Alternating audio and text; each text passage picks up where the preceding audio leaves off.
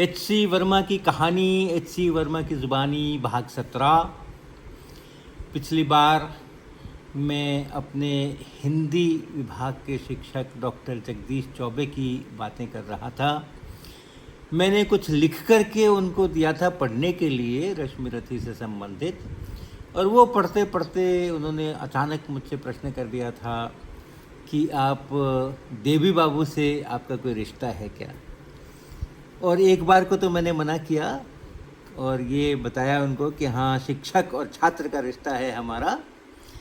परंतु थोड़ा और पढ़ने के बाद 1-1.5 मिनट के बाद फिर से उन्होंने बड़ा सटीक प्रश्न पूछा कि क्या कोई पारिवारिक रिश्ता है क्या देवी बाबू से। और मुझे उन्हें बताना पड़ा कि हाँ, पारिवारिक रिश्ता भी है और वो मेरे बड़े भाई हैं। मेरे लिए बहुत आश्चर्य का विषय था कि इनको पता कैसे चला कि वो मेरे बड़े भाई हैं और मेरा कोई पारिवारिक रिश्ता है, क्योंकि इसको तो हम लोगों ने बड़ा टॉप सीक्रेट बना करके रखा हुआ था और कहीं भी हमने इसको लीक नहीं किया था। तो मैंने उनसे पूछा कि सर, आपको ऐसा क्यों लगा और कैसे आपको पता चला कि इस तरह का कोई पारिवारिक रिश्ता होने की भी संभावना है। वहाँ पर एडमिनिस्ट्रेटिव ब्लॉक में ही मैथमेटिक्स डिपार्टमेंट, हिंदी डिपार्टमेंट और अंग्रेज़ी डिपार्टमेंट चलता था और उन सब का एक कॉमन स्टाफ रूम था। तो जब जिसका पीरियड नहीं हो और उनके पास थोड़ा समय हो तो वो उस स्टाफ रूम के अंदर में जा कर के बैठ कर के और चाय पीना या बातें करना, ये सब चलता रहता होगा। तो डॉक्टर चौबे ने मुझे बताया कि तुम्हारे भैया बातचीत में जिस प्रकार की भाषा का उपयोग करते हैं, जिस प्रकार की वाक्य रचना उनकी होती है, जिस प्रकार के शब्दों का चयन उनका होता है, उसकी झलक मुझे इस राइटअप में दिखाई पड़ रही है। तुमने जो लिख करके दिया है उसमें दिखाई पड़ रही है।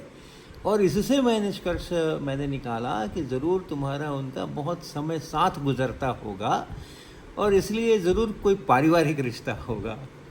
तो मैं बिल्कुल दंग रह गया। और एक तो भाषा के अंदर इतनी शक्ति होती है, जिस तरीके से हम लोग कहते हैं कि वो आधार कार्ड के अंदर में अंगूठा लगा दो, आइडेंटिफिकेशन, पक्का आइडेंटिफिकेशन। तो किसी व्यक्ति के बोलचाल के समय में भी उसकी भाषा उसका इतना पक्का आइडेंटिटी कार्ड है कि उस प्रकार की भाषा अगर है तो निश्चित रूप से वो उसी परिवार का होगा। भाषा में भी इतनी शक्ति है, इसका ज्ञान मुझको, इसका भान मुझको उसी दिन हुआ। और फिर मेरे जो शिक्षक डॉक्टर चौबे थे, उनके प्रति श्रद्धा भी बहुत बढ़ी कि उन्होंने कितनी बारीकी से उसको समझा हुआ था, उसको जाना हुआ था। और जितने लोगों से वो बात करते होंगे उन सबका इसी तरह से उनको ध्यान रहता होगा कि कौन कैसी भाषा का उपयोग करते हैं और क्या करते हैं। और इतनी पकड़ होना भाषा के ऊपर और इतनी बारीकी से उसको जानना, और ये सचमुच मेरे लिए बड़े आश्चर्य का विषय था।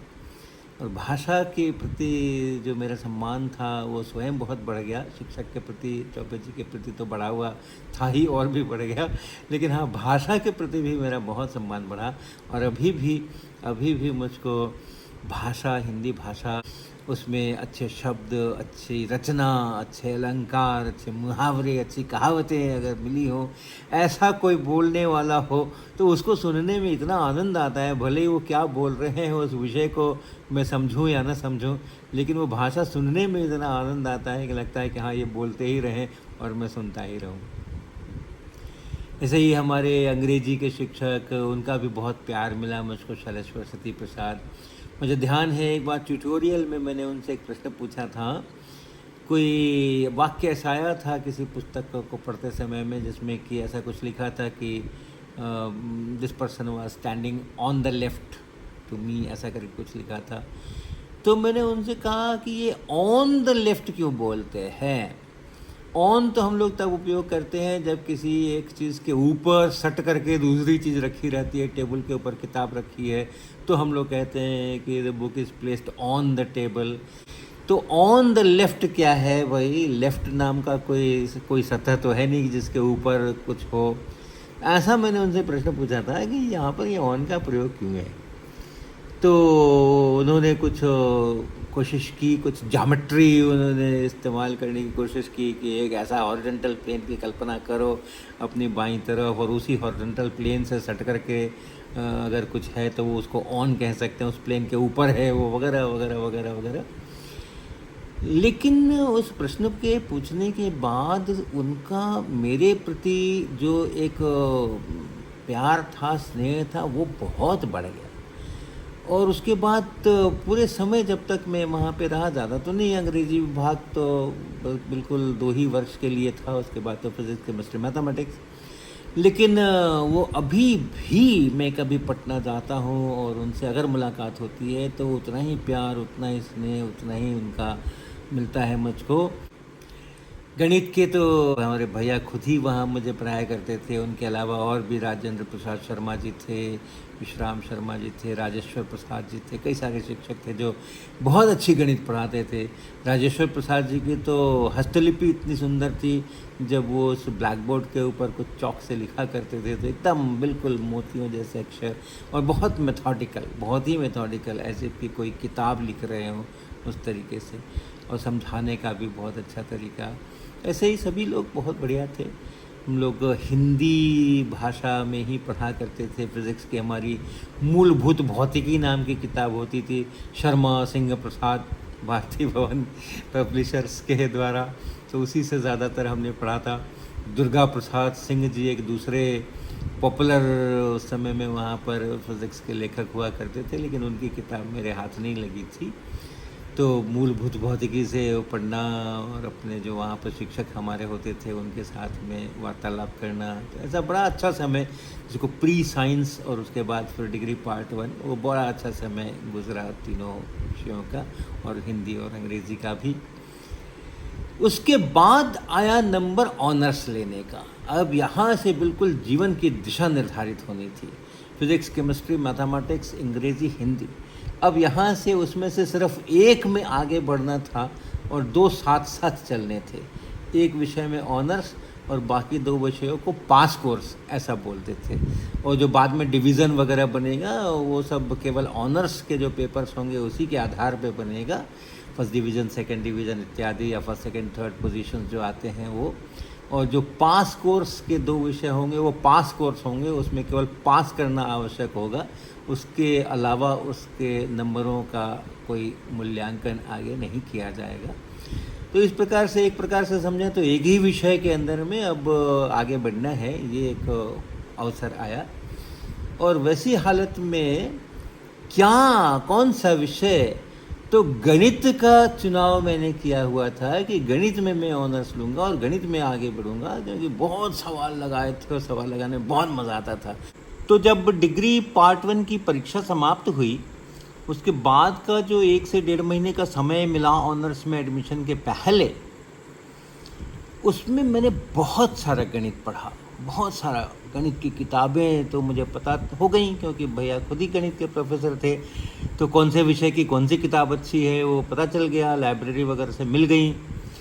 तो मैकॉय का लिखा हुआ मॉडर्न अलजेब्रा, बहुत प्यारी किताब, बहुत प्यारी किताब, शुरू से आखिर तक पढ़ गया था मैं उस 1 महीने के अंदर में।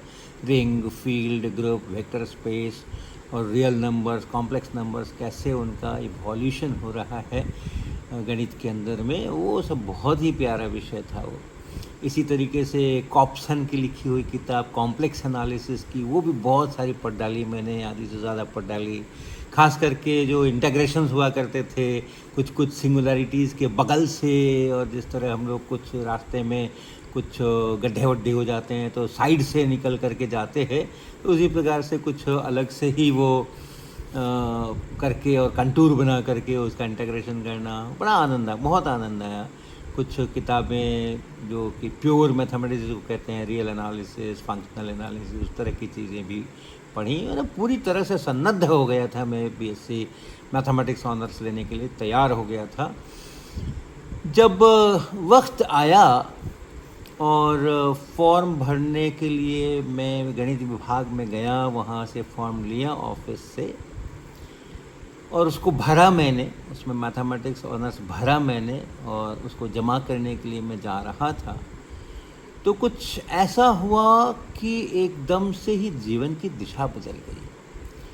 कई बार कोई ऐसी घटना होती है, कोई ऐसे संयोग होते हैं जो बहुत साधारण से देखने को लगते हैं, लेकिन वो एकदम जीवन की जो दिशा होती है, जिस तरफ हम जा रहे हैं, उसको मोड़ देते हैं। वैसा ही कुछ मेरे साथ भी हुआ। ऑफिस में जाते समय बरामदे पर डॉक्टर राजेंद्र शर्मा, जो हमारे गणित के प्रोफेसर थे, वो मिल गए और उन्होंने मुझे देखा तो पूछा, क्या कर रहे हो, कहाँ जा रहे हो? तो मैंने उनको बताया कि आपके ही विभाग में आ रहा हूँ गणित पढ़ने के लिए आपसे, और ऑनर्स का ये मैं फॉर्म भरने के लिए जा रहा हूँ।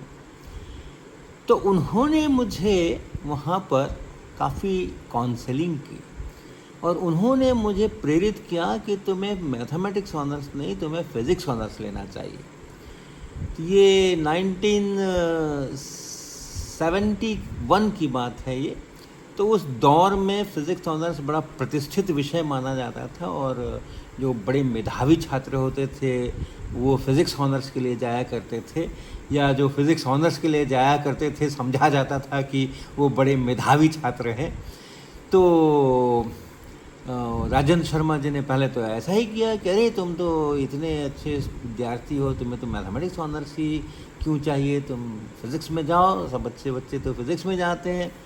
तो मैंने कहा नहीं, ऐसा कुछ नहीं है, वो गणित हो या फिज़िक्स हो या केमिस्ट्री हो, विषय तो सभी एक तरह के होते हैं और जिसका जिसमें मन लगे उसको उसी में जाना चाहिए। ऐसा करके हमारे आर्ग्यूमेंट्स कुछ चले। फिर उन्होंने कहा कि देखो, वो फिज़िक्स के ऑनर्स के लिए तो सब लोग बिल्कुल लालायित रहते हैं और तुम्हें तो फिज़िक्स में 78% मार्क्स आए हैं, 77 या 78% मार्क्स आए हैं, किसी को आते हैं इतने मार्क्स? और वाकई 1971 के दौर में फ़िज़िक्स के अंदर में और 77-78 नंबर लाना एक अच्छी बात कही जाती थी। तो इतने जब तुम्हें अच्छे बढ़िया नंबर भी आए हैं और फिज़िक्स ऑनर्स बिल्कुल तुम्हें मिल सकता है, तो फिर तुम क्यों उसको छोड़ रहे हो, वगैरह वगैरह चले। तो मैंने भी तर्क के आगे दूसरा तर्क रखा कि हाँ सर, 77 नंबर तो ज़रूर आए हैं फिज़िक्स के अंदर में, लेकिन गणित में तो मुझे 97% आए हैं, तो उसमें तो मुझे और भी ज़्यादा जाना चाहिए। ऐसा कुछ चला। करीबन एक 5 मिनट की वार्ता हुई होगी, लेकिन उस 5 मिनट के आखिरी मिनट में उन्होंने एक ऐसा वाण चलाया कि जिसने वाकई मेरे ऊपर बहुत गहरा असर कर दिया। तो उन्होंने मुझे कहा कि देखो, अगर तुम गणित लोगे तो तुम्हें गणित का आनंद ज़रूर मिलेगा, इसमें कोई शक नहीं है। बहुत मज़ा आएगा तुम्हें गणित में, इसमें भी कोई शक नहीं है। अभी भी आ रहा है, इसीलिए इतनी पढ़ाई की है तुमने, और बहुत बढ़िया करोगे आगे, अच्छा गणित में अच्छे गणितज्ञ बनोगे, इसमें भी मुझे कोई संदेह नहीं है, सब कुछ बढ़िया है। लेकिन तुम्हें फ़िज़िक्स का आनंद नहीं मिलेगा। फ़िज़िक्स में जो चीज़ें हैं वो उससे तुम वंचित रह जाओगे। लेकिन अगर तुम फिज़िक्स में जाओगे तो फिज़िक्स वाली चीज़ों का आनंद तो मिलेगा ही मिलेगा, मैथमेटिक्स से तुम वंचित नहीं रहोगे, क्योंकि मैथमेटिक्स का इतना भरपूर उपयोग होता है फिज़िक्स के अंदर में कि तुम्हें लगेगा कि तुम मैथमेटिक्स ही पढ़ रहे हो। ये बात तो मुझे लग गई, मुझे लगा कि हाँ, ये बात तो है। अगर फिज़िक्स में करता हूँ, क्योंकि पता था, पढ़ा था 2 साल फिज़िक्स, तो मालूम था कि उसके अंदर में कैसा होता है। तो फिज़िक्स का अपना मज़ा भी मिलता है और गणित का भी मज़ा मिलता है, और गणित की किताबों से गणित बनाओ तो फिर वो कुछ जो आर्टिफिशियल टाइप के प्रॉब्लम्स होते हैं उन्हीं को सॉल्व करना रहता है, और फिज़िक्स के अंदर में अगर मैथमेटिक्स करना है तो लगता है कि हाँ, कुछ रियलिस्टिक सिचुएशंस के अंदर में काम हो रहे हैं। उस 5 मिनट की मुलाकात में, संयोग ही कहेंगे कि जिस समय मैं ऑफिस में जा रहा था उसी समय राजेंद्र शर्मा उस वरांडे से गुज़र रहे थे। यदि मैं और 1 मिनट पहले गया होता शायद, तो वो मुझे नहीं मिले होते। और इस एक संयोग ने मेरे पूरे जीवन को, गणित तो है ही मेरे जीवन के अंदर में, वो तो कहीं गई नहीं है, लेकिन फिर भी फ़िज़िक्स की तरफ मेरे को मोड़ दिया, और इस तरह से मैं एक फ़िज़िक्स का विद्यार्थी आगे बना।